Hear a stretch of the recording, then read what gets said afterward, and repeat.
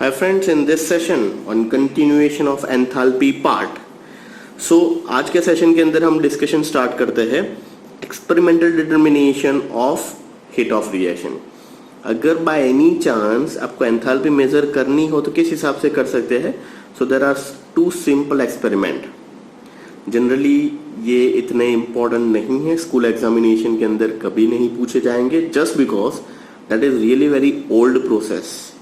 Recent बहुत सारे hi fi sophisticated instrumentation आ चुके हैं जिसके अंदर आप एंथैल्पी फ्रैक्शन ऑफ सेकंड में मेजर कर सकते हो, but it is there in your syllabus, that's why we have to do it. Fine, so थोड़ा सा छोटा सा पैराग्राफ ही है, डिस्कशन कर लेते हैं, ध्यान रख लीजिएगा। द हीट इवॉल्व्ड और absorb in a chemical reaction is measured by carrying out a reaction in apparatus is called calorimeter. जिसके अंदर आपको कैलोरी मेजर करनी है ऐसे मीटर और इंस्ट्रूमेंटेशन को बोलते हैं calorimeter. Once again, the heat evolved और absorb in a chemical reaction is measured by carrying out a reaction in an apparatus is known calorimeter. The principle of measurement is heat given out is equal to heat taken. Means कितनी heat हम supply कर रहे हैं और उसमें से कितनी heat substance या फिर केमिकल रिएक्शन एब्सॉर्ब कर रहा है, that is given take relationship हमें मेजर करना है। That is Q is equal to W plus small m multiplied by S T2 minus T1. Obviously that is change in temperature. Each and every term को define करते हैं, where Q is the heat of reaction that is given out, W is the water equivalent of this calorimeter, M is the mass of liquid in calorimeter, कितना मास लिया हुआ है calorimeter के अंदर। Generally हम 1 मिलीग्राम लेते हैं, स्टैंडर्ड होता है, ईच एंड एवरी एक्सपेरिमेंट में वो 1 मिलीग्राम ही होता है। मैनी टाइम्स वो थोड़ा सा चेंज भी होगा, but generally it's always a 1। The calorimeter is S is specific heat, specific heat जो हम अप्लाई करेंगे। T2 is the final temperature और initial temperature always denoted by T1। जो मैंने बताया था, let's take temperature starting room temperature is 30 और आप हिट करते करते 90 या 100 तक ले गए, that is a difference obvious. So temperature of the system. Different types of calorimeter are used, most important दो है, that is water calorimeter and दूसरा bomb calorimeter. Fine, so bomb calorimeter discussion करते हैं। What actually means by bomb calorimeter? It is commonly used to find out heat of combustion of organic substances. Organic substance के अंदर ये generally use किया जाता है उसकी हीट ऑफ कैपेसिटी मेजर करने के लिए। Since the reaction in bomb calorimeter proceed at the constant volume, C आ गया ना, constant volume, the heat of combustion measured is delta E. ज्यादा डिफरेंस नहीं है ये केमिकल इक्वेशन और ये केमिकल इक्वेशन के अंदर। W plus m has it is, T2 minus T1 has it is, multiply by as it is, divided by W1 multiply by m. तो this is W1। सो ये जो W1 है, जो organic compound हम ले रहे हैं उसका वेट आपको यहाँ पे मेजर करके नीचे लिखना है। Money time not necessary 0.1 milligram ले, गिवन भी होता है कि 0.125 लीजिए या फिर उसका एटॉमिक वेट के हिसाब से भी हम लेते हैं, multiply by m kilo calorie. So now each and every term define करते हैं what actually means by all the terms. So where m is the molar mass of substance, confirm. W1 is the weight of substance taken, कितना ले रहे हैं। W is the water equivalent of calorimeter, M is the mass of liquid in a calorimeter, ऐसे specific it। बाकी सारी terminology तो आपको पता ही थी पहले। So by this means you can find out the delta H, and delta H can be calculated by this equation। देखिए, delta H is equal to delta E plus delta NgRT। Ng क्या था? Np minus Nr, R gas constant, T absolute temperature. So by this means you can find out this delta E. So this is all about your simple experiment determination of heat energies. Fine. So और आगे बढ़ते हैं, most important part है, एक और करना है हमें, हैज लॉ। 110% स्कूल एग्जामिनेशन में आएगा, पेपर्स में मिलेगा आपको ये हैज लॉ, और हैज लॉ के बेस पे कुछ न्यूमेरिकल भी अवेलेबल है। So let's start with Hess law. So next part is all about laws of thermochemistry. There are two laws, first Lavoisier and Laplace law, and second is important one, that is called as Hess law. According to this law, enthalpy of decomposition of a compound is the numerical equal to the enthalpy of formation of that compound with the opposite sign. Once again, according to this law, enthalpy of decomposition is all about CaCO3, decompose, you get CaO plus CO2. Likewise, of this compound is numerically equal to enthalpy of formation. So basically ये उल्टा है, formation and decomposition. Formation का मतलब C plus O2 you get CO2. अब CO2 को decompose करोगे तो जो वैल्यू आपको वहां पे मिली उसका उल्टा ले लो, अपोजिट साइन. देखिए एग्जाम्पल पढ़ोगे तो और क्लियर हो जाएगा. C plus O2 you get CO2. कितनी डेल्टा एच चाहिए? -94.3. नाउ सर CO2 बन गया तो CO2 को मैं डिकम्पोज कर रहा हूं तो C plus O2 बनेगा डेफिनेटली. देखिए 9 plus 94.3. So this is all about your first law. Second law, most important, Hess law. Hess law is the law of constant hit summation. Constant hit summation, ये याद रखिएगा. Basically कई बार ऐसा होता है कि chemical reactions A directly convert into B नहीं होगा. Means there are so many reactant से प्रोडक्ट में जाने से पहले सो मेनी इंटरमीडिएट स्टेप्स होंगे. लेट्स टेक एग्जांपल, ए में से पहले बी बनता होगा, बी में से सी बनता होगा, सी में से डी बनता होगा, और now D is your final product and A is your reactant. तो how many energy is required to convert A to D? तो आप क्या करोगे? तो सर सबसे पहले ए में से बी बना है उसके लिए कुछ एनर्जी चाहिए, बी में से सी बना है उसके लिए कुछ एनर्जी चाहिए, एंड सी में से डी बना है उसके लिए भी कुछ एनर्जी चाहिए. तीनों का सम कर लो, H1 plus H2 plus H3, summation कर लो, you get total energy where A is converted into D. This is all about your Hess law. So let's start with the Hess law. This was proposed by Hess, scientist name, in 1840. According to this law states that if a chemical reaction can be made to takes place in a number of ways in one or in a several step. Most important line, ways in one or in several steps. The total enthalpy change is always the same. That is, the total enthalpy change is independent of these intermediate steps involved in the change. The enthalpy change of a chemical reaction depends on the initial and final stage. Let a substance A be the change in a 3 steps, that is A to D. मैंने जो example दिया था वही है, A to D means A में से B बना, B में से C बना, and C to D. With the enthalpy change from A to B is H1, B to C is H2, and C to D is H3. So the total enthalpy change from A to D will be the summation of all the enthalpies, H1 plus H2 plus H3. So this is all about your Hess law. Fine. Now there are some experimental proof are there. Generally ये कोई school में पूछते नहीं है कि उसके experimental proof बताइए, but this is just for your knowledge. आप लोगों को पता होना चाहिए कि सर ये Hess law कहाँ पे काम में आएगा. सो स्टेप्स के समेशन करोगे यू गेट टोटल एनर्जी. तो एक एक करके एग्जाम्पल भी डिस्कस कर ले. मैंने 2 एग्जाम्पल कोट किए हुए हैं. फाइन, याद कर लीजिएगा. सो एक्सपेरिमेंटल प्रूफ में सबसे पहले है फॉर्मेशन ऑफ कार्बन डाइऑक्साइड. तो एक तो सिंपल मेथड है, डायरेक्ट कार्बन डाइऑक्साइड बना सकते हो. C plus O2 give CO2, delta H की वैल्यू आ गई -94.0 calorie.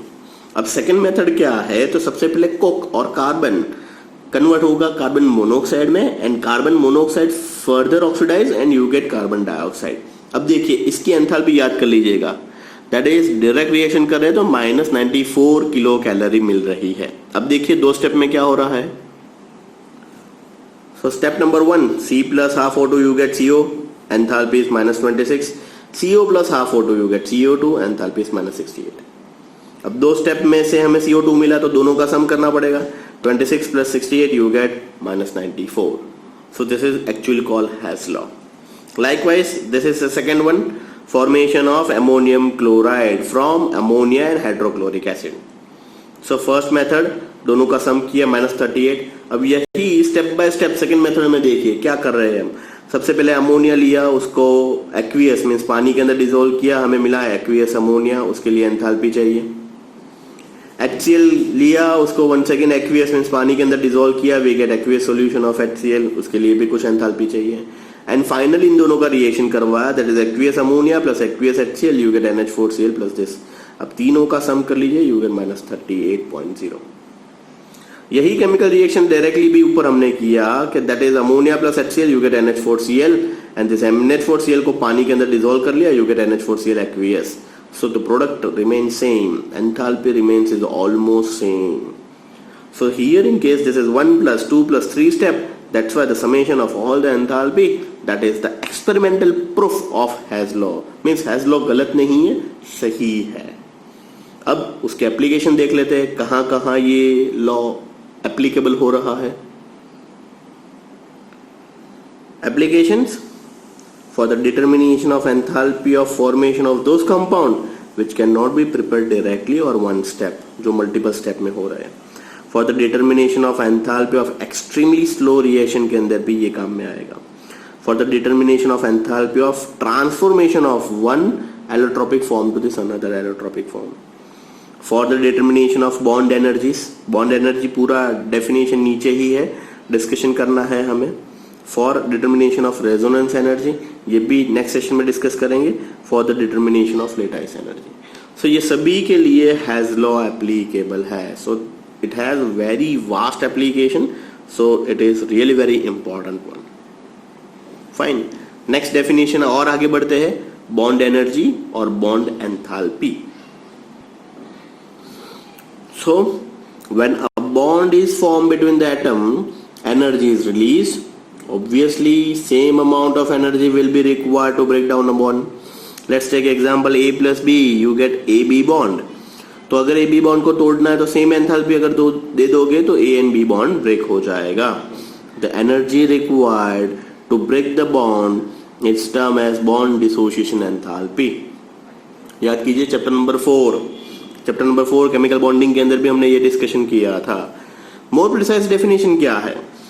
The amount of energy required to break 1 mole of bond of a particular type between the atoms in the gaseous state, that is to separate the atom into this gaseous state under 1 atmospheric pressure and the specified temperature is called bond dissociation enthalpy. Obviously आपको यही definition लिखना है, ऊपर वाली simple सी definition नहीं लिखनी है। Example H2 molecule, अगर H2 मॉलिक्यूल को तोड़ के 2H चाहिए तो this many energy is required. Cl2 molecule, ये बॉन्ड तोड़ना है, you require this many energy. So bond अगर तोड़ना है तो obviously you have to apply some amount of energy, and you are applying some amount of energy, तो it's always a positive, याद रखिएगा। So bond dissociation enthalpy is always positive, bond formation enthalpy is may be positive may be negative. So next discussion करते हैं, the bond dissociation enthalpy of a diatomic molecule is also called bond energy. Means diatomic means same ही species है, तो उसको तोड़ने के लिए जो चाहिए उसको बोलेंगे bond energy also. The bond dissociation energy depends upon the nature of bond also. Obvious, the varieties of bond are there. किसी बॉन्ड के लिए ज्यादा चाहिए, मीन्स यहाँ पे तो बहुत सारे और भी फैक्टर इंट्रोड्यूस हो जाएंगे। मोर इलेक्ट्रॉन नेगेटिव स्पीशीज, छोटे स्पीशीज, बड़े species and many kind of. But हमें सिंपल एनर्जी के टर्म से याद रखना है, यहाँ पे केमिकल बॉन्डिंग वाला टर्म इंट्रोड्यूस नहीं करना है, याद रखिएगा। When a molecule of compound contain more than 1 bond, अब मल्टीपल बॉन्ड हुए, मॉलिक्यूल्स हुआ, तो क्या करेंगे? The average value of the dissociation energy of a given bond is taken. The average bond dissociation enthalpy required to break each bond in a chemical composition. जैसे let's take example ammonia. Ammonia को अगर मुझे तोड़ना है तो 3 bond तोड़ने पड़ेंगे, NH NH NH, CH4 4 bond, CH CH CH, एक कार्बन के साथ 4 हाइड्रोजन जुड़े हुए हैं। सो उसके अंदर आपको एवरेज निकालना पड़ेगा। नीचे एग्जाम्पल डिस्कशन एंड कोट किया हुआ है, वो भी डिस्कस करते हैं। Bond energy is also called the heat of formation of the bond from the gaseous atom constituent the bond with the reverse sign. मैंने पहले ही बताया कि अगर बॉन्ड तोड़ना है और बॉन्ड जोड़ना है, बॉन्ड तोड़ने के लिए एनर्जी प्लस में होगी, जोड़ने के लिए जनरली माइनस में होगी। देखिए H plus Cl, HCl बनाया, that is formation enthalpy. -431. But अगर मुझे ये HCl का बॉन्ड तोड़ना है, that is bond dissociation enthalpy, तो ये बन जाएगा +431. Consider the dissociation of water molecule which consists of 2 OH bond. Find in a 2 stage.